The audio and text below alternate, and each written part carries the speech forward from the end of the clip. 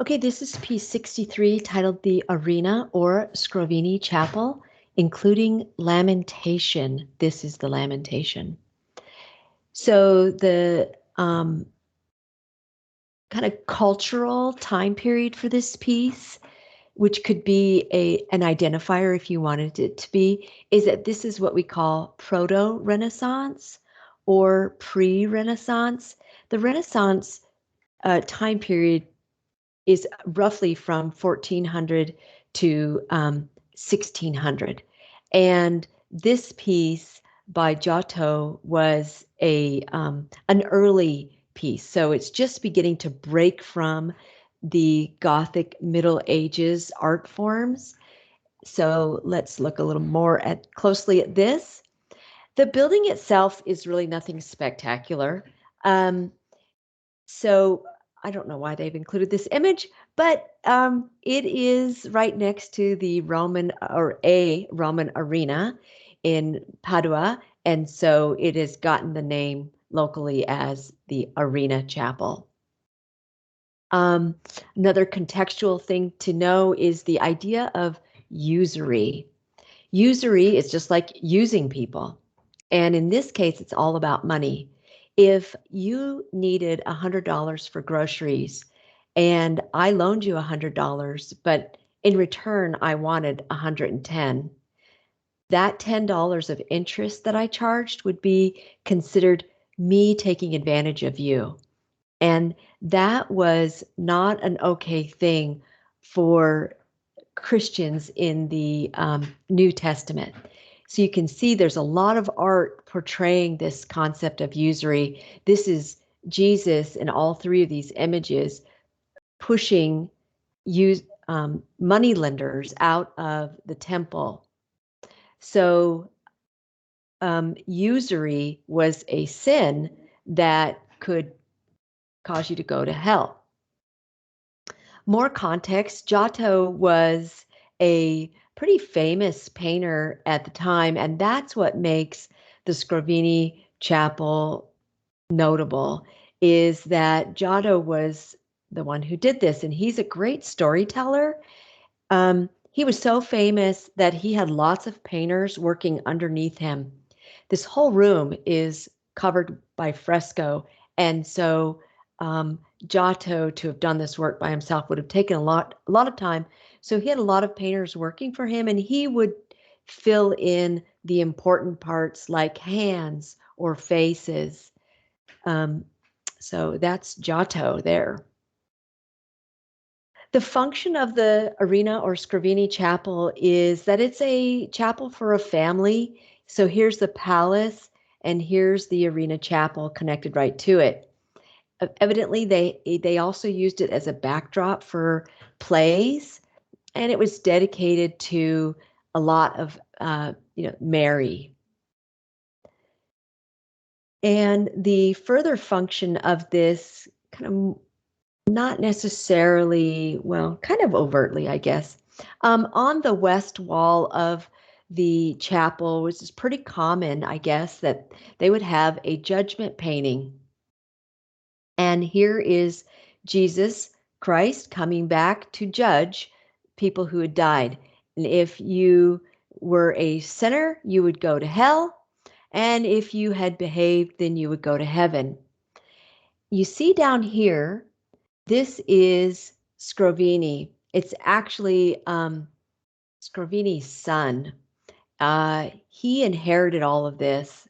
Scrovegni's son did. It was his father who was the banker, Enrico Scrovegni.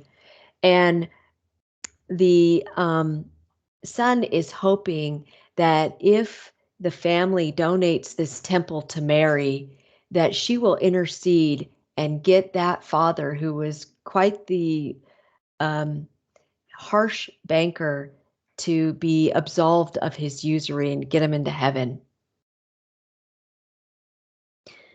Okay, so the content of the Scrovegni Chapel is that we have 38 frescoes on these walls. And we also have this Trompe l'oeil, sorry. It's a French term. I took 4 years of French.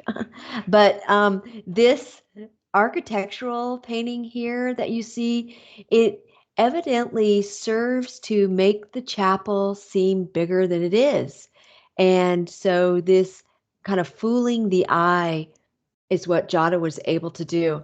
Now we see architectural pieces being drawn in at the House of Veti. We see it at the Catacombs of Priscilla. So this isn't new to us, but this is definitely upscale. I also want to point out that, sorry to go back and forth, but I want to point out that Giotto, being the storyteller here, on this top row, he told the story of the life of Mary. In the middle row, he told the story of Jesus. And on the bottom row, you can see here, he told the story of the passion or the death of Jesus. Now, form and content are the huge ones in this piece. And the idea is that Giotto was really breaking away, as I said, from Middle Ages, Gothic, medieval, Byzantine painting. So look at this painting here on the right. This is a Byzantine piece. Can you see that it's got a blue background? There's no depth to it. There's no attention to anything going on in the background. The focus is just on this biblical scene of Mary lamenting the death of her son. In lots of these Byzantine medieval pieces, the body proportions weren't real, and there was just a lot of flatness in the piece and a lot of attention to gold. Well, if you look over here, Giotto is trying to get more realism in this painting. He's trying to make these figures seem more round and proportional, and he is trying to add background. So if we look at this form more closely, chiaroscuro is an Italian term that literally means light, dark. And you can see here, like on the back of this person, that we have light and dark. And over here on Mary Magdalene's upper leg, we see light and dark.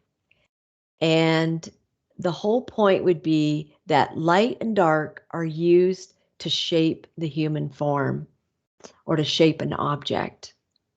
So, chiaroscuro, light and dark.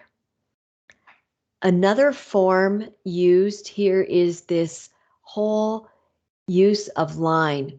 Do you see this rock wall? The line of the rock wall on this Lamentation fresco draws us to Mary and dead Jesus. And then all the lines of everyone in this scene are on Mary and Jesus and that embrace. So that use of form to draw our attention to that moment in time is being employed by Giotto. Also here, in terms of content, he's added like a dead tree in the background. And so we're wondering here, is this a tree that is going to have rebirth like Jesus had rebirth? We see in the background these angels. Look at the form of the angels. They're really lamenting the death of Jesus here. They're creating some depth. They're also showing us anguish in their movement, and that content helps us to feel the emotion of the lamentation. Way close up, the exchange of Mary and Jesus here. You can see her furrowed brow, her eyes squinched. This is emotion up close. She's also kind of really leaning forward. Her face is right next to his. And that's different, I think, from any lamentation we've seen so far. Continuing here with the content, we have Mary, the mother of Jesus, but we also have Mary Magdalene here. She's holding Jesus's feet and she's leaning in, and this is also adding to the emotion, adding to the scene. And finally, I want to point out that you don't have to see the fronts of everybody. Instead, Giotto has employed the backs of these two mourners, and we don't even know who they are. We don't see their face, but they add to this emotion. So everybody leaning in, look at the hands thrown back here in disbelief, like the angels here up top. All of this leaning in, head rested on her hand up in disbelief. This all adds emotion to the moment of lamentation. That's Giotto.